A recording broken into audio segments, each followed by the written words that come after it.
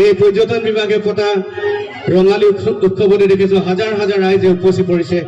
মই ৰাইজৰ পৰা আশীৰ্বাদ বিচাৰিছোঁ যাতে আপোনালোকৰ আশীৰ্বাদৰ দ্বাৰাই মই অসমৰ শিল্পী জগতখনত এখোজ দিব পাৰোঁ। আৰু আপোনালোকে ইয়াতো জানিব মই একেবাৰে গাঁৱলীয়া ল'ৰা। পথাৰত যেতিয়া মই হাল বাই থাকোঁ, কোৰ মাৰি থাকোঁ, তেতিয়া মই গীতবিলাক ৰচনা কৰোঁ আৰু সেইবিলাক গীতেই মই অসমৰ শ্ৰাব্য গছলৈ আগবঢ়াওঁ। সৰুৰে পৰা দেশৰ কিন্তু আজি বিহু বতৰ, মই এটা বিহু গাইছোঁ, সকলো সহায় কৰিব। হয়, আমাৰ মাজত হাজাৰ হাজাৰ ৰাইজ আছে আৰু আমাৰ মাজত আছে আজি অসমৰ আটাইকেইটা টিভি চেনেলৰ সাংবাদিকসকল আছে, কেমেৰা আছে, গোটেই বিশ্বতে দেখাই আছে। গতিকে টিংখাংবাসী ৰাইজে অকণমান নাচি দিলে ভাল লাগিব, হয় নাই? একেলগে শেষৰ ফালে এটা উকি লাগে, উকি ৰাইজ, তেতিয়া ভাল লাগিব। এতিয়াহে টিংখাং লাগিছে লাহে লাহে।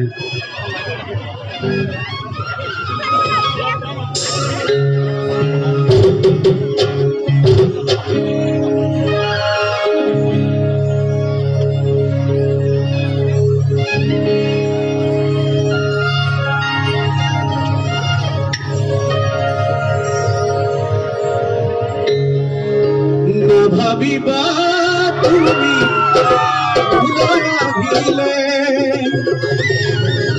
জুৰুলা বাঘি কৰি দুখতে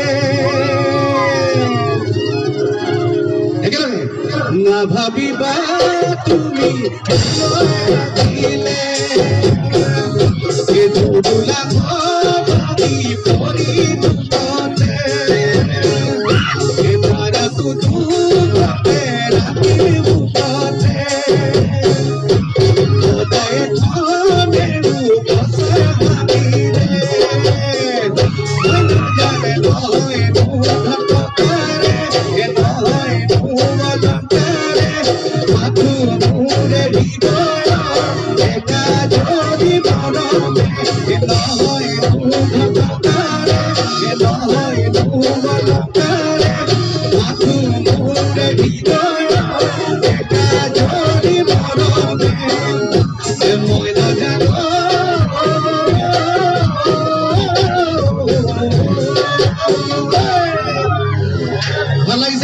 ভাল লাগিছে আৰু অকণ কিন্তু নাচি থাকিলে উঠি নাচিলে ভাল লাগিব, হয়নে?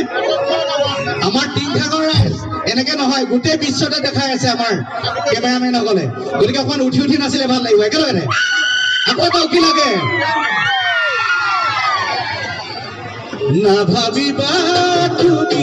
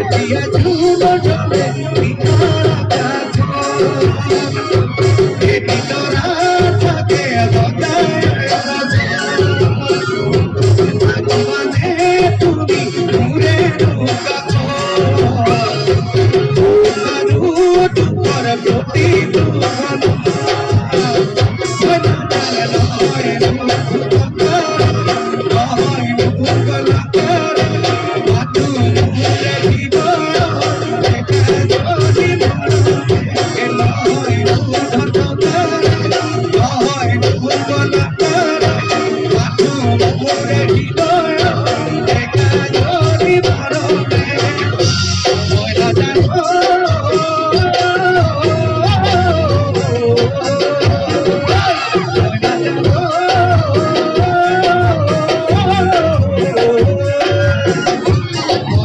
you.